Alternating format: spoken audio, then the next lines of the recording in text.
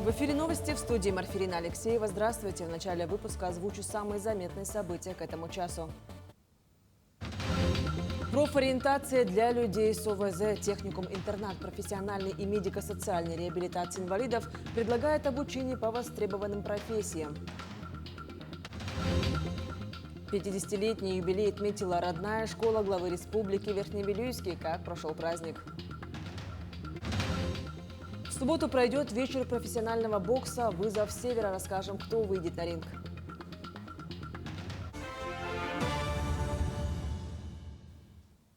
Рекорд России установили хирурги Якутской республиканской офтальмологической больницы. Там всего за 2 часа 18 минут и 2 секунды 9 специалистов провели сотню операций по удалению катаракты. Качество проводимого вмешательства при этом не пострадало, подчеркивают врачи. Все пациенты были благополучно размещены в стенах клиники для прохождения реабилитации и операции на второй глаз. Мероприятие приурочили столетию больницы, которое отметит уже в следующем году. Для специалистов нашего учреждения это обычная практика. Хирурги проводят порой даже большее количество операций. В истории больницы была цифра 160 пациентов за один день. Но почему сегодня цифра 100?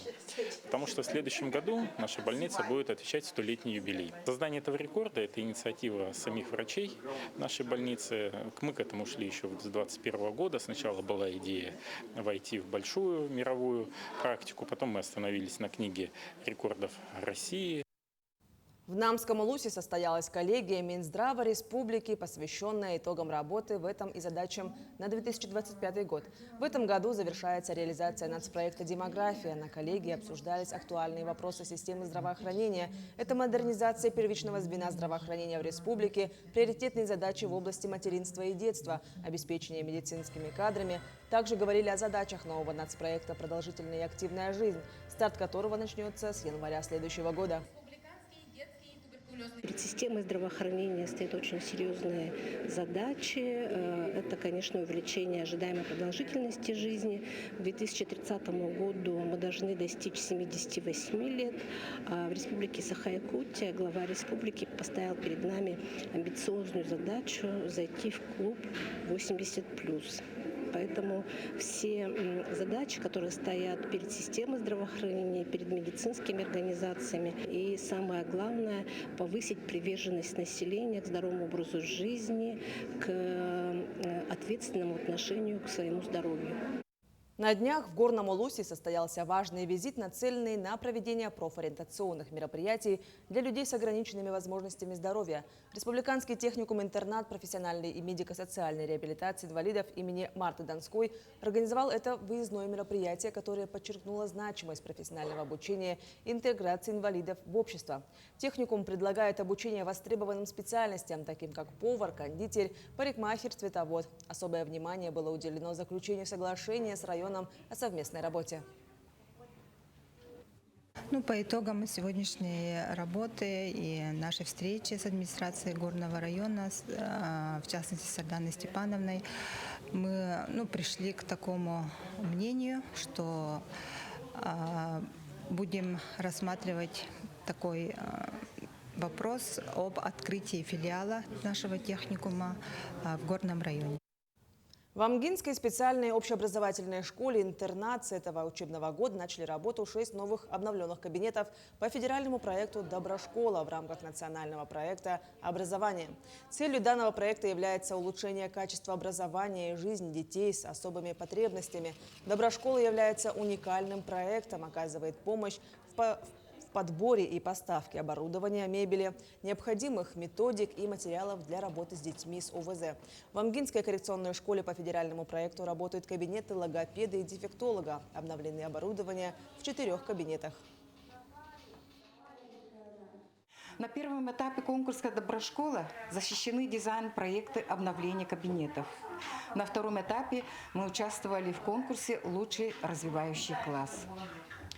Обновление материально-технической базы школы-интерната будет способствовать получению лицензии по профессиональному трудовому обучению, направленной на получение рабочей профессии, совершенствованию деятельности ресурсного центра коррекционно-педагогической помощи в Улусе. Слет юных инспекторов дорожного движения прошел в Алекминске на базе Центра дополнительного образования. Собственно, именно там и зародилась идея проведения слета. На мероприятии подвели итоги уходящего года и вручили приз победителю. Людям он дорогу перейти. Когда в таком центре шумно, это классно. Значит, жизнь кипит, а ребятишкам есть о чем рассказать. Мы ходим к малышам, команда ЕФИТ проводит с ними занятия. Еще мы ставим театрализованные постановки. В этот раз рассказывали, а еще показывали о правилах дорожного движения. Мы начинаем, конечно же, с детского сада работу по пропаганде безопасности дорожного движения для того, чтобы в школьном возрасте уже были подготовлены, осознанные дети, которые у нас участвуют на районных и республиканских мероприятиях. Юные инспектора сосредоточенно чеканят речевки и легко ориентируются в знаках. Возможно, смотрится наивно, на самом же деле огромный плюс, что такое движение есть в районе. Результаты у нас налицо. Почему? Потому что мы ежегодно проводим анализ дорожно-транспортных происшествий. И с 2020 года у нас детишки в дорожно-транспортных происшествиях не получали травмы. Но единственное, вот в этом году у нас одно дорожно-транспортное происшествие с участием ребенка все-таки допущено, зарегистрировано. Кстати, у организатора Екатерины не маленький юбилей – 10 лет. Сперва это был просто кружок в детском центре. Сегодня более 400 ребятишек охвачены движением. Отрядов ЮИТ у нас 21 отряд – это школьники, и 15 – это дошкольники. Как признание заслуги Екатерине Мурсалимовой и исполняющей обязанности руководителя центра Оксане Жарковой вручили грамоты от МВД Республики.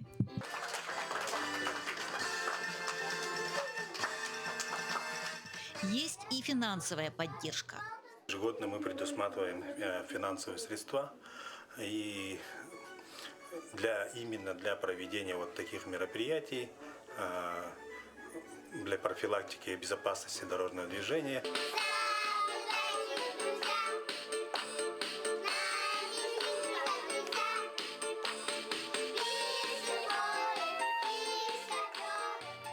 Елена Фаст, Максим Копылов, Алекминск. Верхневилюйская школа номер 2 имени Марка Егорова отметила 50-летний юбилей. В этот день собрались выпускники и учителя разных лет.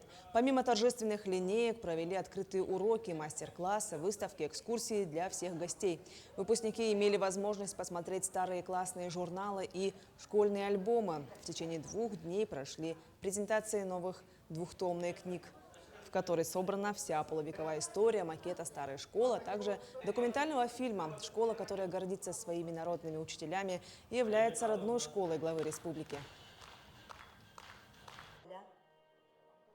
Ой, мне очень вообще повезло, потому что я училась в прекрасной школе, где прекрасные учителя. И это счастье, вообще вот мы все считаем, даже вот сейчас, когда вот встретились и обсуждаем, вспоминаем и благодарим наших учителей, что мы учились у них. Так что моя школа – огромный оклад в моей жизни. И мы уже состоявшиеся в своей жизни люди, у всех взрослые дети, внуки. Ну и в данное время все успешно трудимся, работаем во благо нашей республики. Специальный проект, разработанный для Крайнего Севера, продолжает свою работу. В Якутске идет масштабная распродажа зимней коллекции курток. Ярмарка под руководством компании «Орса Групп» предлагает разнообразный ассортимент. Подробности далее. Зима все увереннее вступает в свои права. Следовательно, и утепляться следует капитально. Компания «Орса Групп» занимается закупкой и реализацией товара самостоятельно, что им и позволяет проводить столь масштабную и выгодную ярмарку. Теперь мы не обязаны платить правообладателям товарного знака ни копейки. Мы не обязаны соблюдать рекомендованные цены. Товар закупается ценой крупного опыта и продается по цене малого. Как заявляют организаторы продажи, такие пуховики могут составить конкуренцию традиционным шубам. Это выставка «Дисконт-центр верхней одежды». Женская аляска весит 800 грамм. Набита эта куртка гагачим пухом. Гагачий пух – самый теплый и легкий пух в мире, поэтому куртка выдерживает до минус 60 градусов. Следующая модель – пуховик на пуху белой утки. Эта куртка выдерживает минус 60 градусов и является бессменным хитом Якутии. Следующая модель – это идет сверхлегкая экспедическая Аляска, которая используется для похода в горы. Данный вес Аляски идет 800 грамм.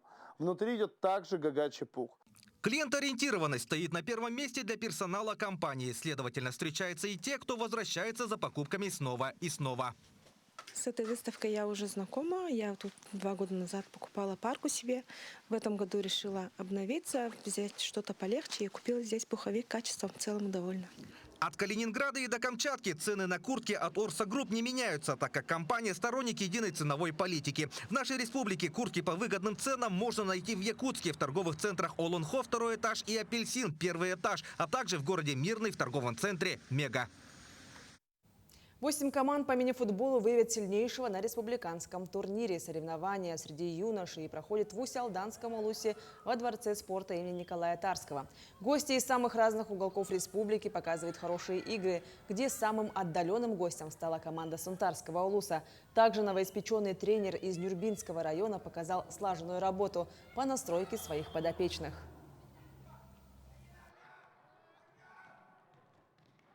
Такие команды, как Нюрбинский улус, Сунтарский улус,